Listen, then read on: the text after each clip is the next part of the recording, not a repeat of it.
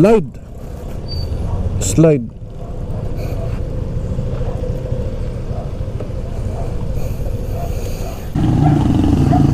Yan dumulas eh.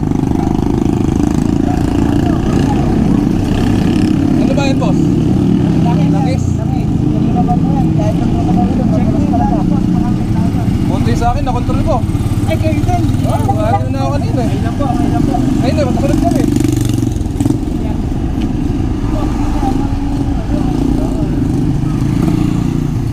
Langis oh.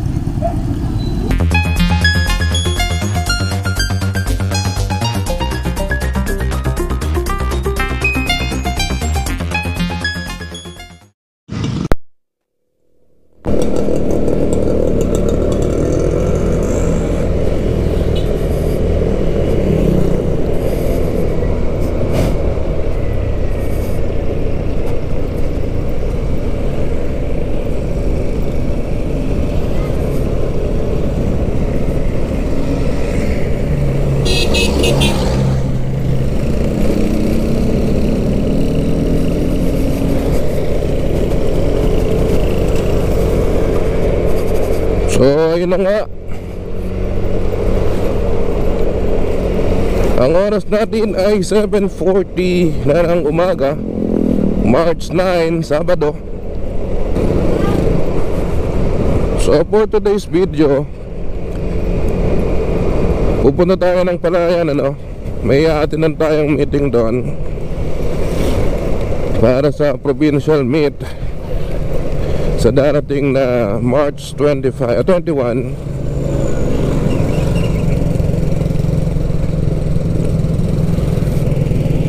So ang call time natin doon is 8 AM. So 7:41. Imposible na na makuha natin yung tamang oras. So late na naman tayo.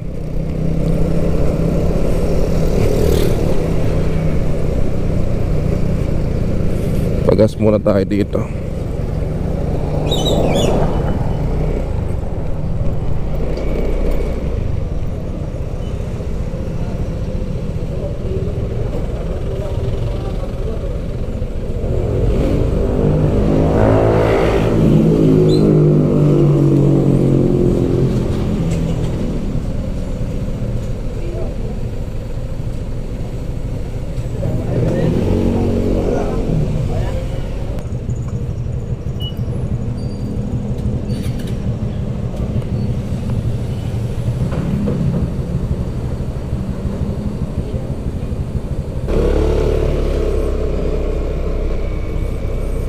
So ayun na, dire-diretso na tayo ng Palayan City.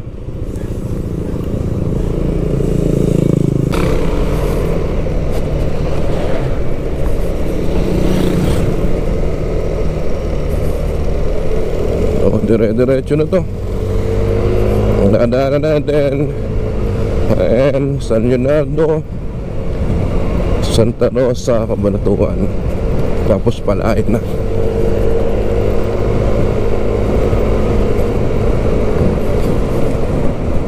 Kita-kits mamaya.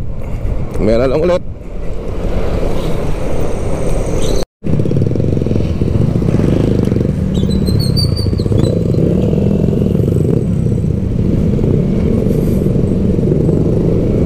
So ito yung bayan ng Jaén,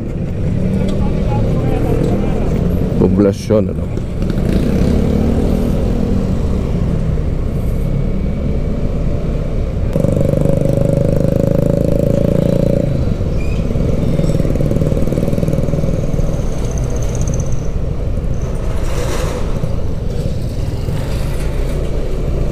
Doon pa rin, sira-siraan daan, maraming sasakyan, nagresulta tuloy ng traffic.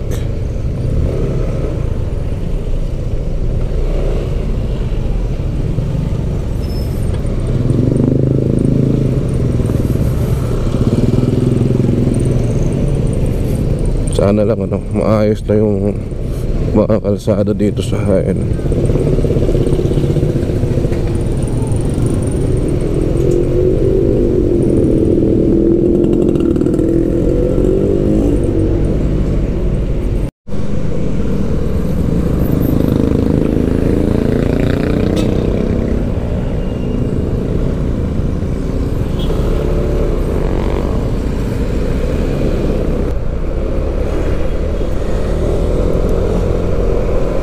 So kay Ramsus Celino ng 9 Diamond, no, ng Marawan National High School, shout out sa iyo.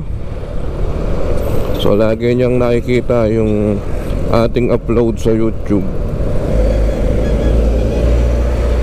So shout out din sa mga players ng 3x3 basketball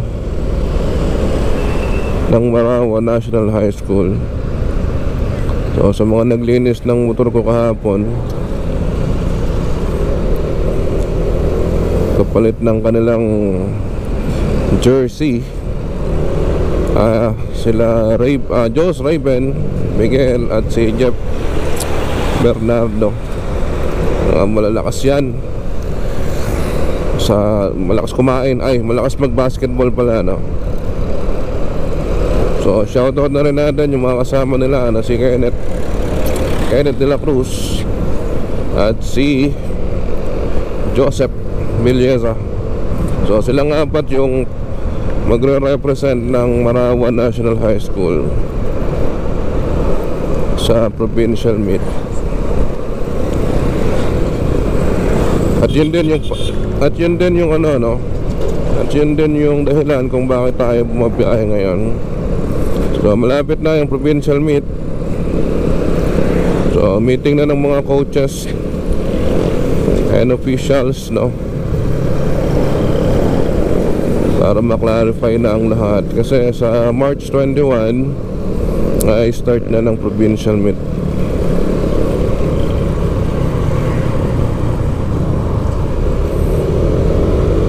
Overtake tayo sa kaliwa. Umaga lang traffic ngayon dito, no? Ba't kaya?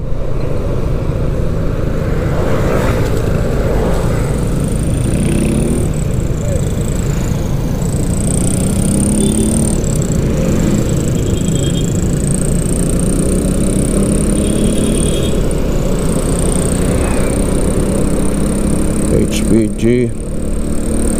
Oh, may HPG dito nakaposte, kaya marami nakatambay. Shout out mga sir.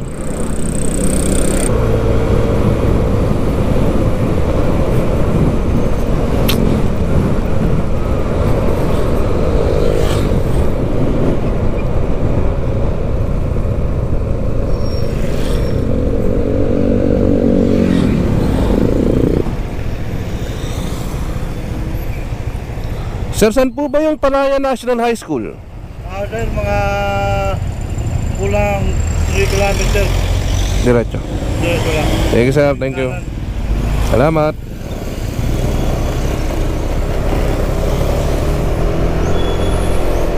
Thank you. So yun, tama lang yung kanina. So parang naligaw lang tayo ng konti dahil akala ko dito na yung lugar na yun. So diretso pa tayo, no? 3 kilometers. Try natin, ano? Late na talaga tayo. 8:46 na.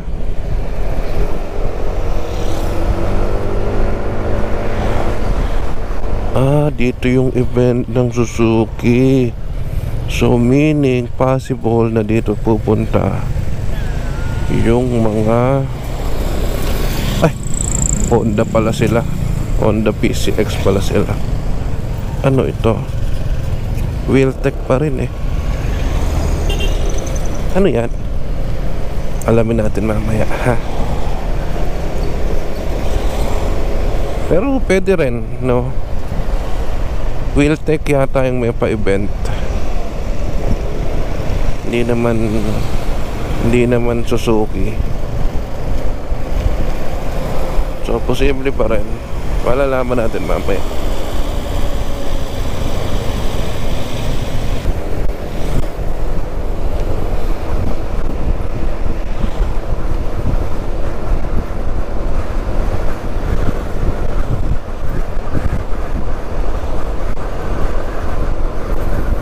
Yun. Ito pa lang. Maraming puno na to. Ito pala.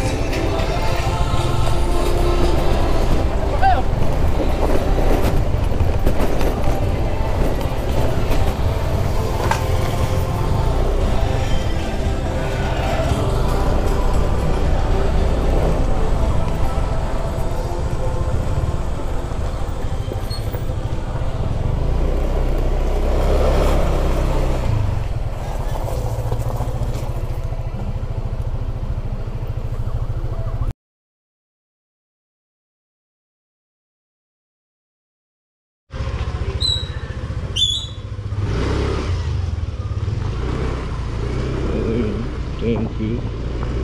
Palayan City National High School. May nakalimutan tayo, ano. Saksak natin yung light natin.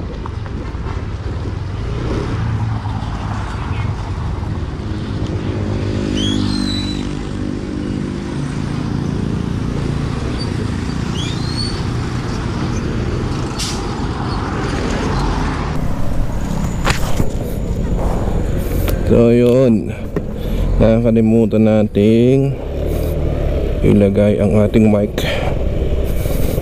So ngayon, tapos na ang meeting, pauwi na tayo.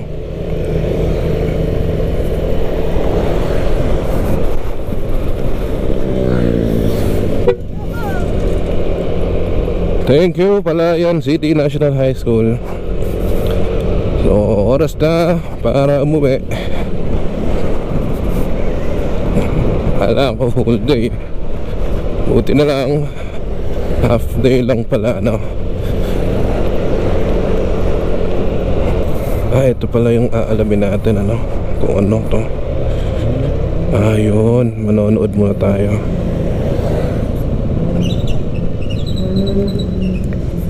Slalom.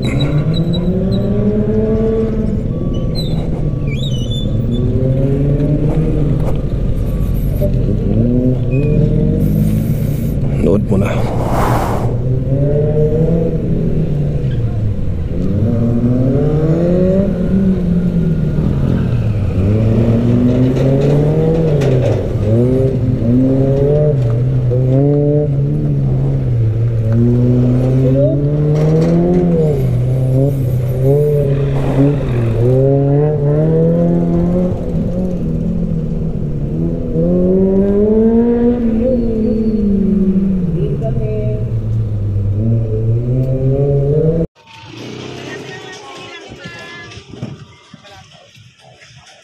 Smart, timer. Yan ay galing sa kanila. Huwag na natin yan. Iayos mo na yung tali para matulis yung ano. Ay na sila. Ay na sila. Sa Starbucks. Sa Starbucks.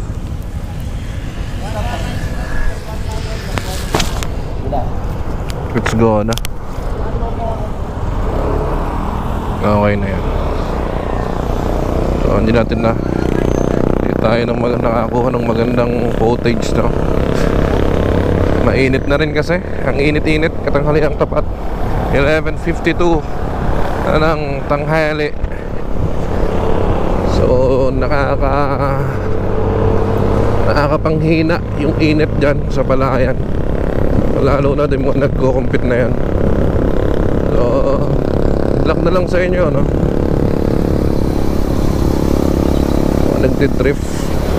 Drifting.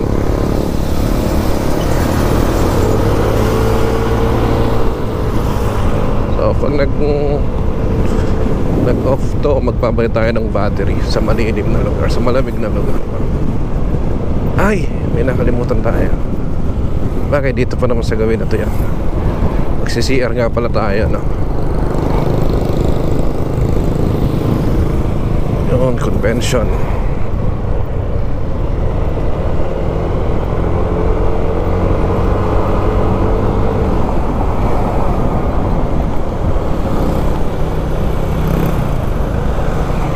Magki-CR tayong muli sa ating favorite CR.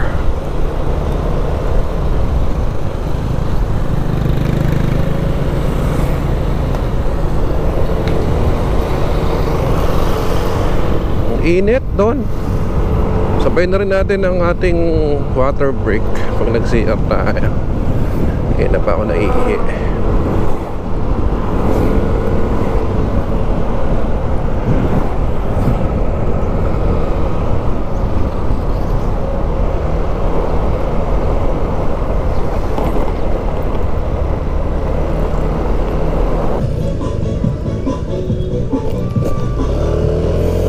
Yun, pagtubig, nakapag-iwiwi. Let's go na. Saan tayo kakain? O kakain pa ba tayo? Diretso na sa bahay. 12 exactly, no? In the afternoon.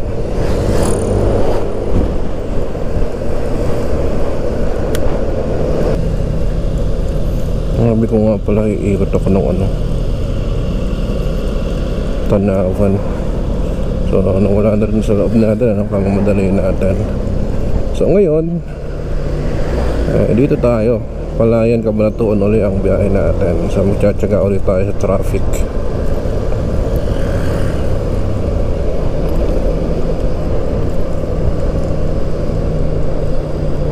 Okay. Checkpoint again. May mga operation dito, no? Checkpoint Sabado, no? Nagche-checkpoint sila.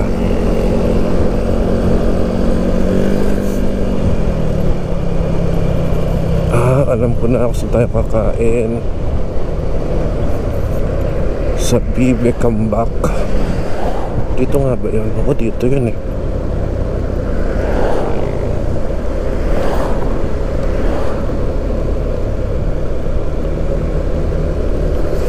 Sige, try natin ulit.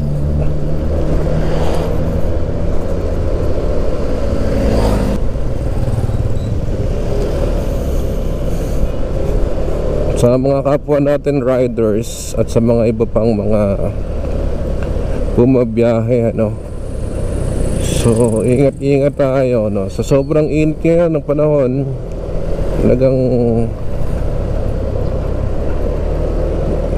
nakakasama ng pakiramdam.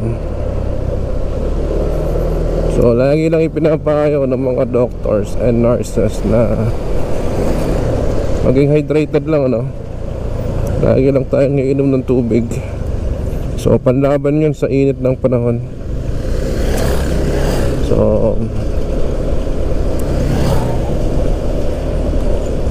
kaya yung mga nagra-rides ngayon, ano, lagi tayong iinom ng tubig. So napaka-importante ng tubig na kapag bumabiyaheng ganyan.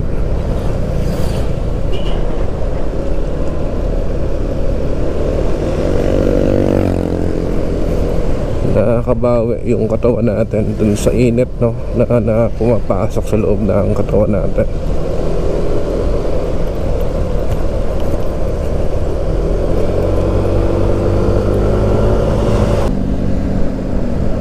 To. Pero ang daming kumakain eh. Pero okay lang yan.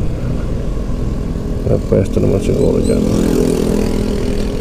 Yan. Ayan, dami nga.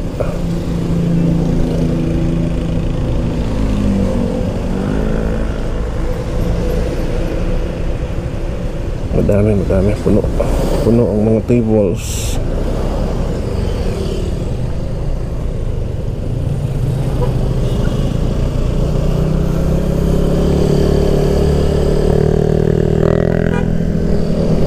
So bakit Bibe Kambak? So ang pangunahing binebenta nila doon kasi is yung putahe ng bibe, kambing at baka. Kaya naman tinawag na pinangalanan, ano, ng yung kainan na yon ng Bibe Kambak. bibe, kambing, baka.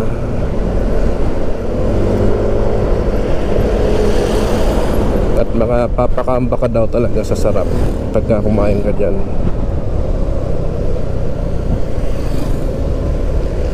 So sayang nga lang, mahirap na makipag-intayan pa ng table dyan. Kaya pa naman tiisin ang gutom. Pero hahanap na tayo dito, no, ng makakainan. Kasi nga matagal-tagal pa naman, malayo-layo pa naman yun sa atin. Makaabutan na tayo ng matinding gutom. Mahilo pa tayo sa biyahe.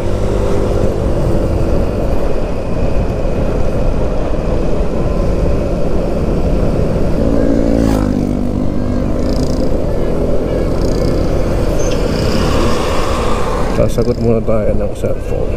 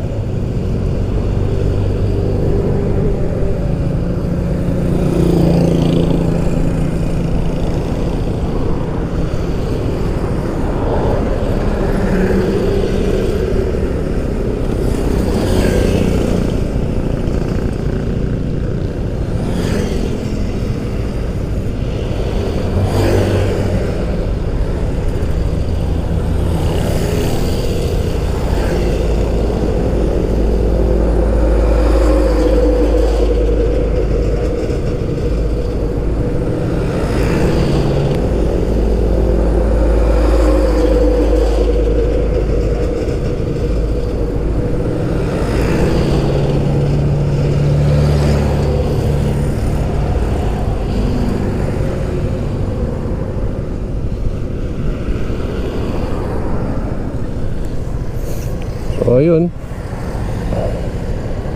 doon na tayo kakain sa bahay. Ayun palang nakagayak naman. May nakagayak namang pagkain. So let's go na. May una ka na. Okay, let's go.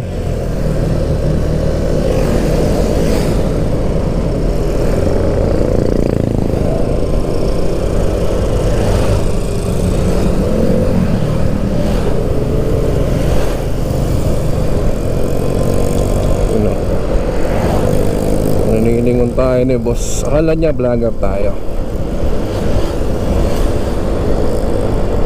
Nahingi ng ano yan, sticker. Hindi po kami vlogger.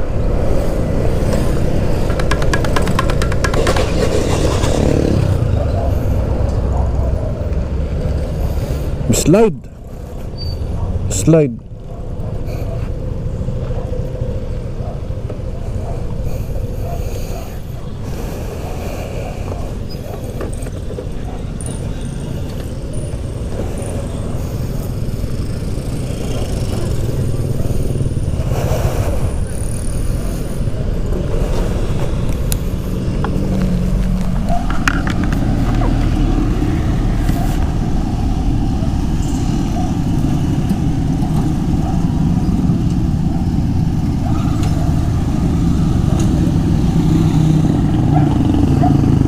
Gamulas eh.